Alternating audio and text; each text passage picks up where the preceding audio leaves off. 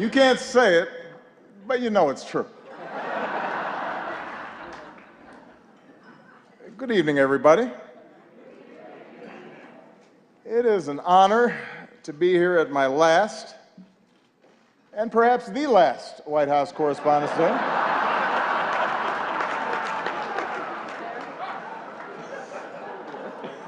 You all look great.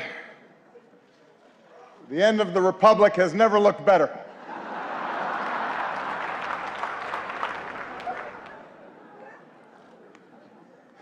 I do apologize.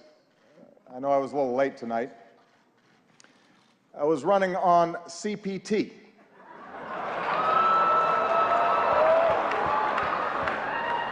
Which stands for jokes that white people should not make.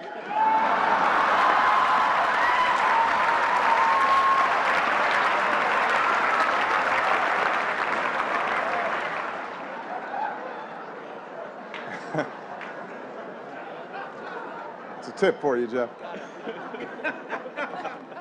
Anyway, here we are. My 8th and final appearance at this unique event. And I am excited. If this material works well, I'm going to use it at Goldman Sachs next year.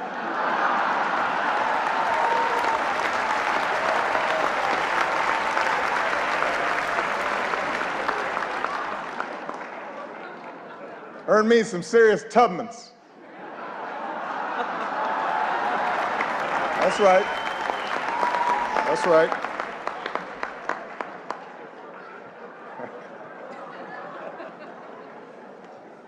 My brilliant and beautiful wife, Michelle, is here tonight.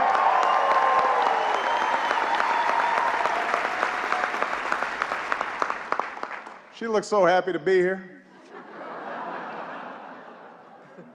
That's called practice. It's like learning to do 3-minute planks. She makes it look easy now, but next year at this time, someone else will be standing here in this very spot, and it's anyone's guess who she will be. But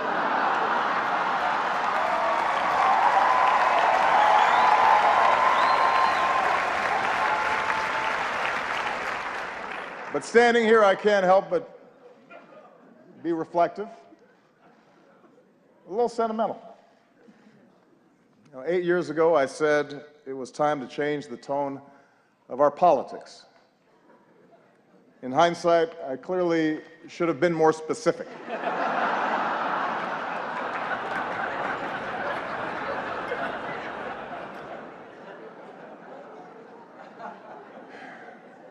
Eight years ago, I was a young man, full of idealism and vigor.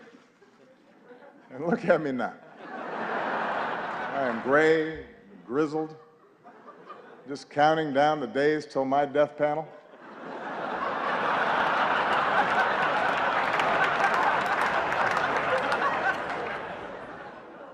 Hillary once questioned whether I'd be ready for a 3 a.m. phone call. Now I'm awake anyway because I got to go to the bathroom. I'm up.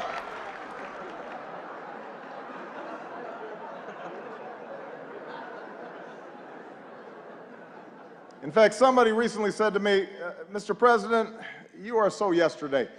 Justin Trudeau has completely replaced you. He's so handsome, he's so charming. He's the future. And I said, Justin, just give it a rest.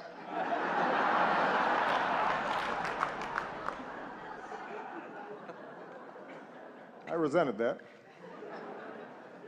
Meanwhile, Michelle has not aged a day.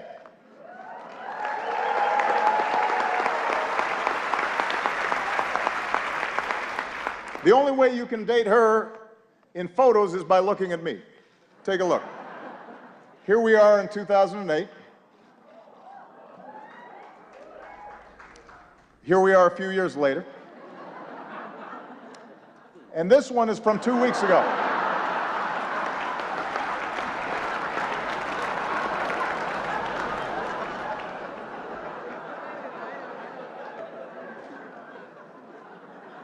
So time passes. In just 6 short months, I will be officially a lame duck, which means Congress now will flat out reject my authority, and Republican leaders won't take my phone calls. And this is going to take some getting used to. It's really going to, it's a curveball. I don't know what to do with it.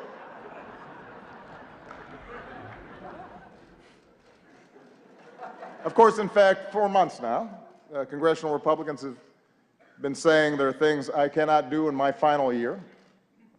Unfortunately, this dinner was not one of them. But on everything else, it's another story. And you know who you are, Republicans. In fact, I think we've got Republican Senators Tim Scott and Cory Gardner.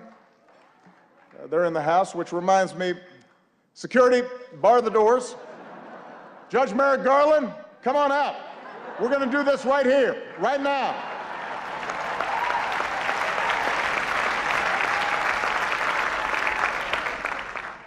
It's like the Red Wedding.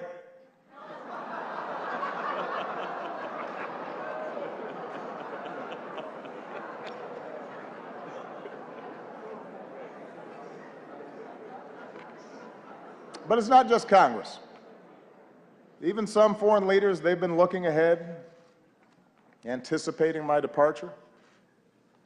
Last week, Prince George showed up to our meeting in his bathrobe. That was a slap in the face.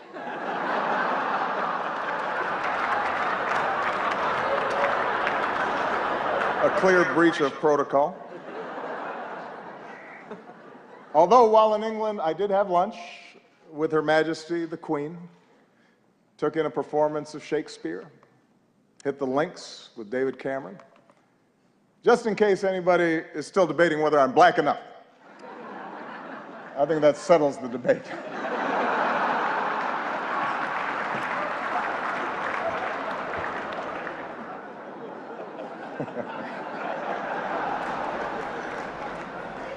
I won't lie. Look, this is a tough transition. It's hard. Key staff are now starting to leave the White House. Even reporters have left me. Savannah Guthrie, she's left the White House press corps to host the Today Show. Norah O'Donnell left the briefing room to host CBS This Morning.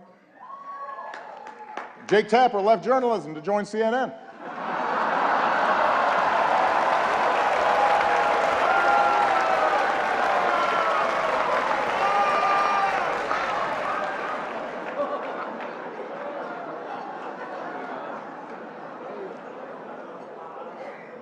But the prospect of leaving the White House is a mixed bag. You might have heard that someone jumped the White House fence last week, but I have to give Secret Service credit. They found Michelle, brought her back. She's safe. She's safe back at home now.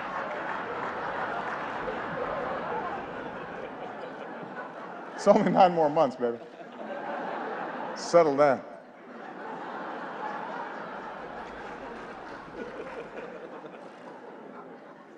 And yet somehow, despite all this, despite the churn,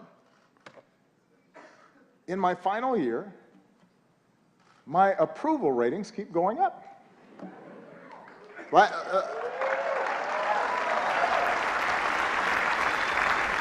last time I was this high, I was trying to decide on my major.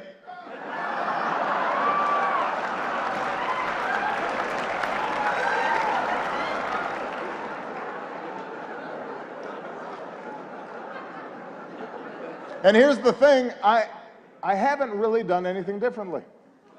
So it's odd.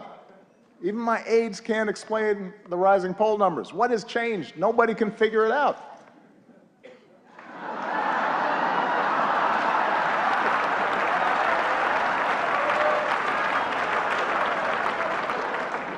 Puzzling. Anyway, in this last year, I do have more appreciation for those who've been with me on this amazing ride. Like one of our finest public servants, Joe Biden. God bless him. Love that guy. I love Joe Biden. I really do. And I want to thank him for his friendship, for his counsel, for always giving it to me straight, for not shooting anybody in the face. Thank you, Joe.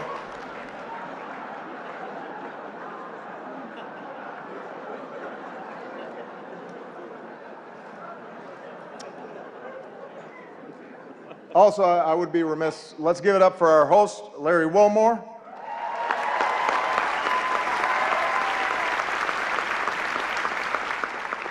Also known as one of the two black guys who's not Jon Stewart.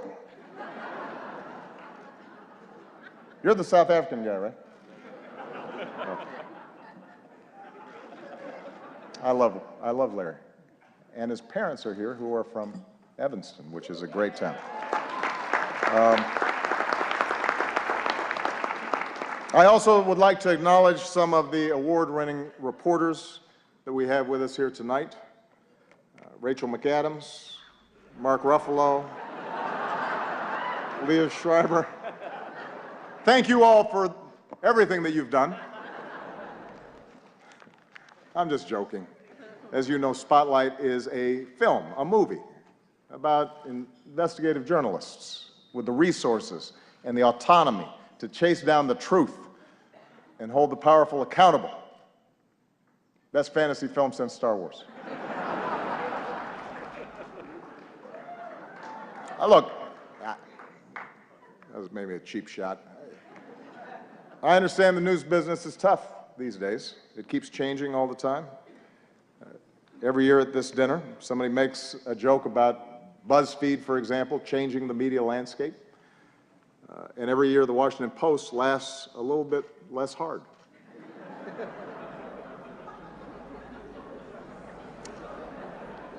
It's kind of a silence there, especially at the Washington Post table.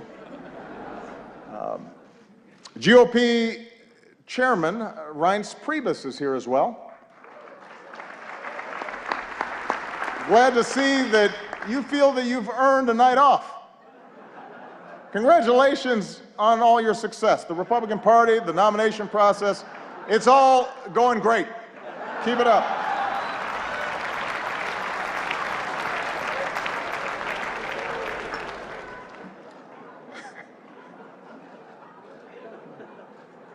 Kendall Jenner is also here, and we had a chance to meet her backstage. She seems like a very nice young woman. I'm not exactly sure what she does, but I am told that my Twitter mentions are about to go through the roof.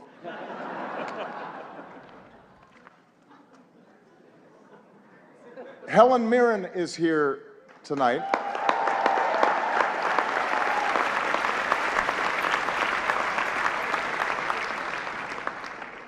I don't even have a joke here. I just think Helen Mirren is awesome.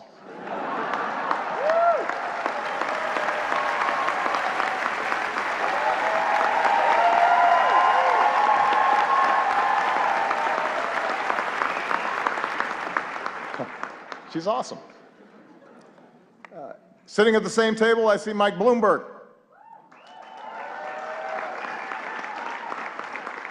Mike, a combative, controversial New York billionaire, is leading the GOP primary, and it is not you. That has to sting a little bit.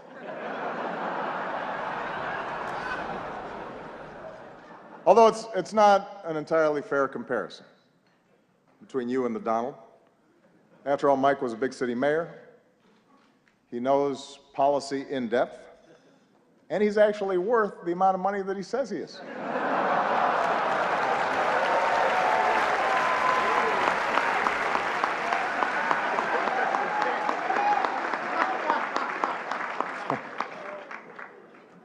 What an election season. For example, we've got the bright new face of the Democratic Party here tonight, Mr. Bernie Sanders. There he is.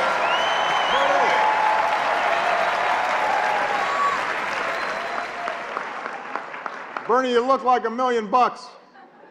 Or to put it in terms you'll understand, you look like 37,000 donations of $27 each.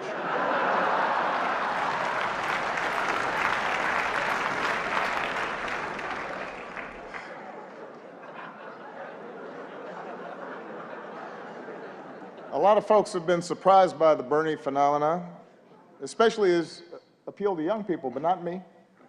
I get it. Just recently, a young person came up to me and said she was sick of politicians standing in the way of her dreams.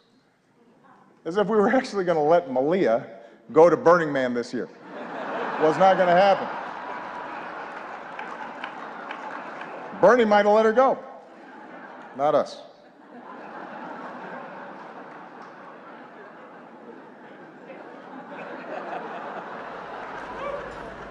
I am hurt, though, Bernie, that you've been distancing yourself a little from me.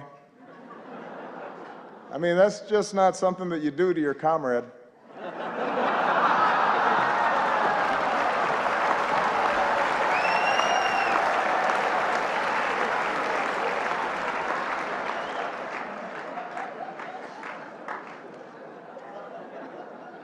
Bernie's slogan has helped his campaign catch fire among young people. Feel the burn. Feel the burn. It's a good slogan. Hillary's slogan has not had the same effect. Let's see this.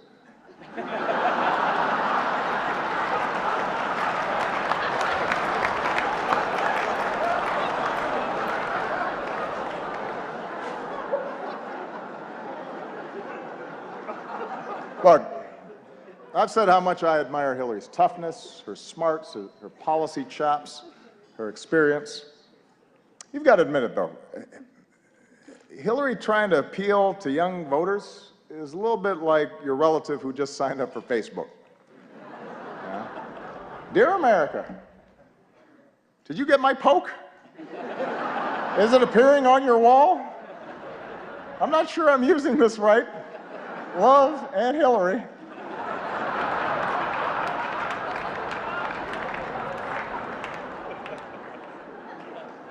It's not entirely persuasive. Meanwhile, on the Republican side,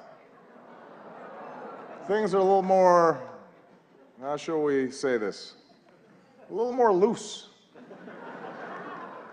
Just look at the confusion over the invitations to tonight's dinner.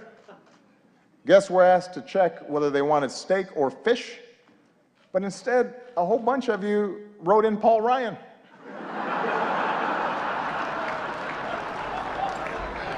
That's not an option, people. Steak or fish.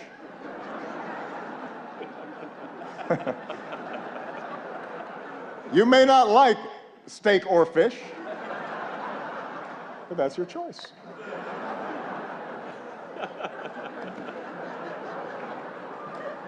Meanwhile, some candidates aren't polling high enough to qualify for their own joke tonight.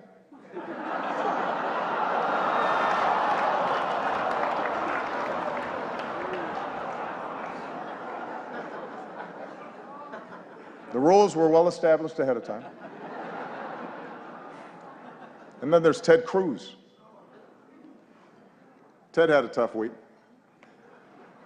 He went to Indiana, Hoosier country, stood on a basketball court, and called the hoop a basketball ring.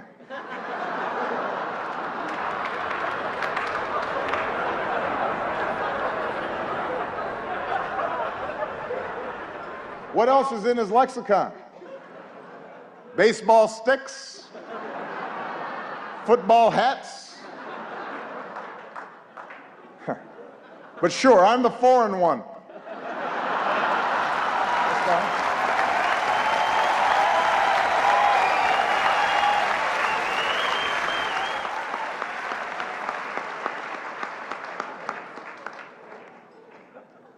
Well, let me conclude tonight on a more serious note. I want to thank the Washington Press Corps. I want to thank Carol for all that you do. You know, the free press is central to our democracy, and nah, I'm just kidding. You know I've got to talk about Trump. Come on.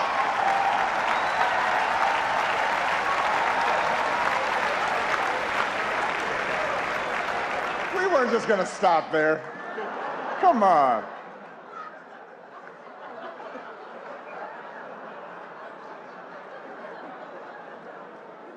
Although I am a little hurt that he's not here tonight. We had so much fun the last time. And it is surprising. You've got a room full of reporters, celebrities, cameras, and he says no. Is this dinner too tacky for the Donald? What could he possibly be doing instead? Is he at home eating a Trump steak? Tweeting out insults to Angela Merkel? What's he doing?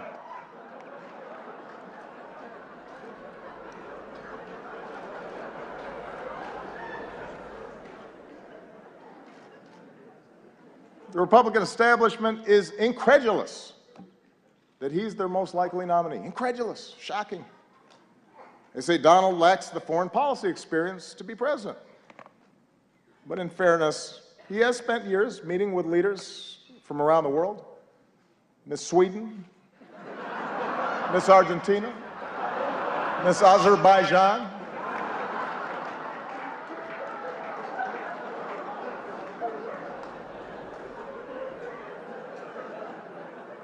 And there's one area where Donald's experience could be invaluable, and that's closing Guantanamo. Because Trump knows a thing or two about running waterfront properties into the ground.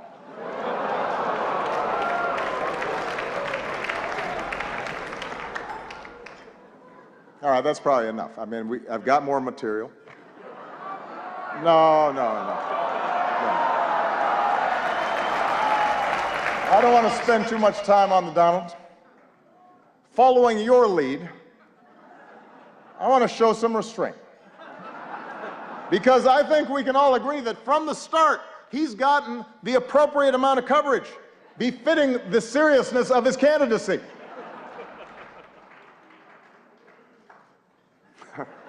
I hope you all are proud of yourselves. The guy wanted to give his hotel business a boost, and now we're praying that Cleveland makes it through July.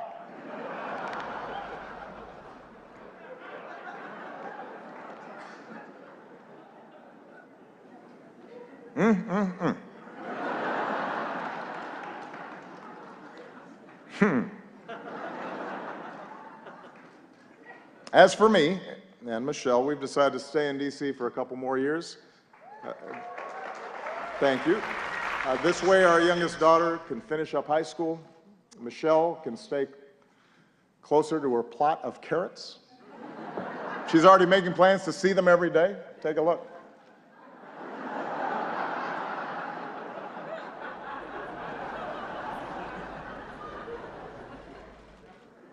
But our decision has actually presented a bit of a dilemma because traditionally presidents don't stick around after they're done.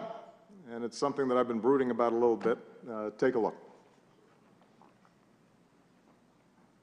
The Obamas are staying in D.C. for 2 years after the president leaves office. He's about to go from commander-in-chief to couch commander. You, Chuck Todd. What am I going to do in D.C. for 2 years? You've got a real dilemma, Mr. President. I can't go every day, can I? Which you like better, these or these? Joe, they're the same. They capture different moods. Joe, I need some focus here. Comes in there during aviator time, thinks everything. I'm sorry, what's that? I said, Mr. President, you had to be practical. And look, you can drive again, you're going to need a license. You love sports. Why don't you volunteer to work for one of the teams around here? Is this the Washington Wizards? I understand you're looking for some coaching help. Let's just say I coached my daughter's team a few times. Hello? Hello?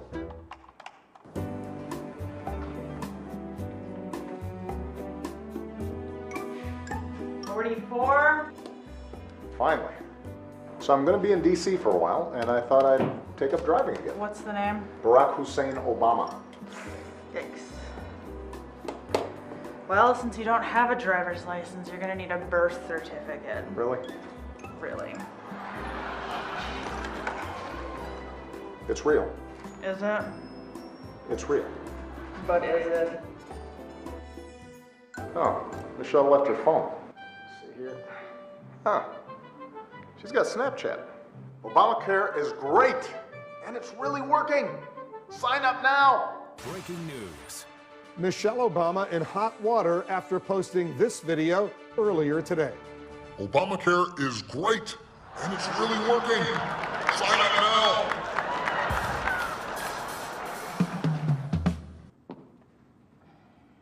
No? No. Did it get a lot of views at least? Honey, enough. Why don't you just talk to somebody who's been through this? I gotta go to Soul Cycle. She's right. I know who I need to talk to. Hey, it's Barack. Listen, can we get together? Now that is a great move. Yeah, it's just me.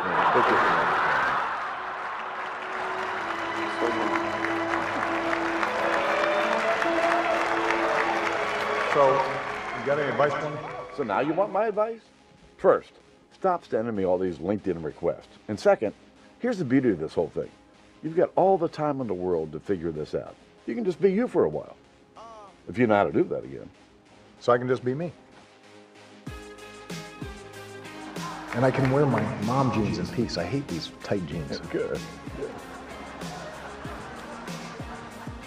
Yesterday, I had a beer at 11:30 in the morning. And you know, McDonald's now serves breakfast all day long. You know, Michelle's going to be at spin class, so she'll never know. Right. Let it go. You know, it won't be long. You'll be able to walk right out of the Oval Office singing zippity-doo-dah, zippity-yay. And you got plenty of time to work on your tan. And you know what? I finally got the grand bargain on a sweet Chevy Tahoe. Look here. Look here. Yeah. You want one? Breaking news, former President Barack Obama on his 347th round of golf for the year, and it's totally great. And Gloria, not a problem for anybody. I can't think of a reason to care, Wolf, and believe me, I've tried. There you go.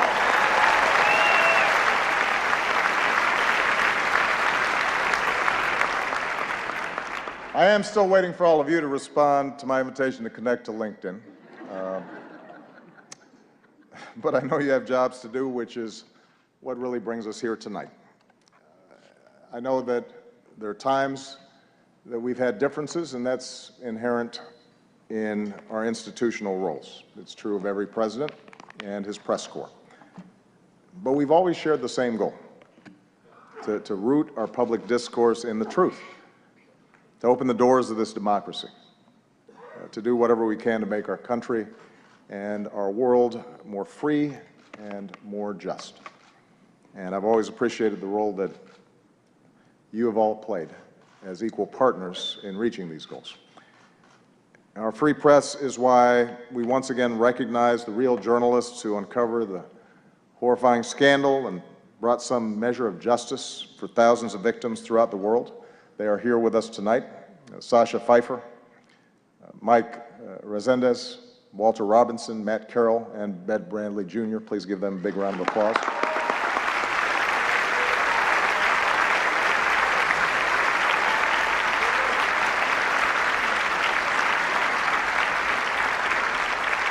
Our free press is why, once again, we honor Jason Rezaian.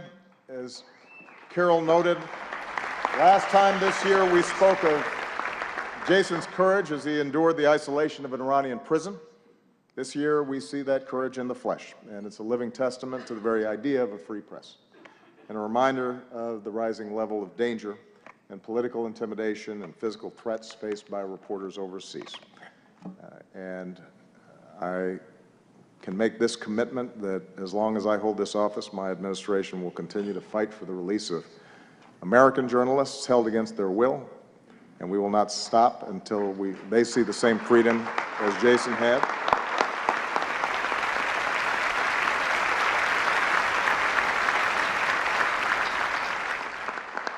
At home and abroad, journalists, like all of you, engage in the dogged pursuit of informing citizens and holding leaders accountable and making our government of the people possible.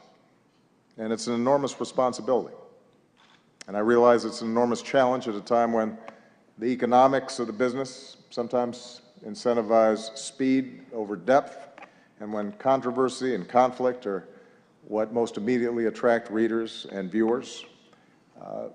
The good news is there's so many of you that are pushing against those trends. And as a citizen of this great democracy, I am grateful for that.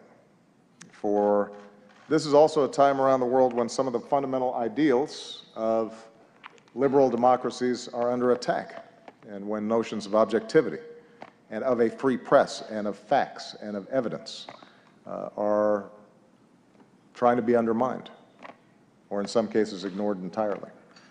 And in such a climate, it's not enough just to give people a megaphone. And that's why your power and your responsibility to dig and to question and to counter distortions and untruths is more important than ever. Taking a stand on behalf of what is true does not require you shedding your objectivity. In fact, it is the essence of good journalism. It affirms the idea that the only way we can build consensus, the only way that we can move forward as a country, the only way we can help the world mend itself is by agreeing on a baseline of facts when it comes to the challenges that confront us all. So this night is a testament to all of you who've devoted your lives to that idea, who push to shine a light on the truth every single day. So I want to close my final White House Correspondents' Dinner by just saying thank you. I'm very proud of what you've done. It has been an honor and a privilege to work side by side with you to strengthen our democracy. And with that, I just have two more words to say. Obama out.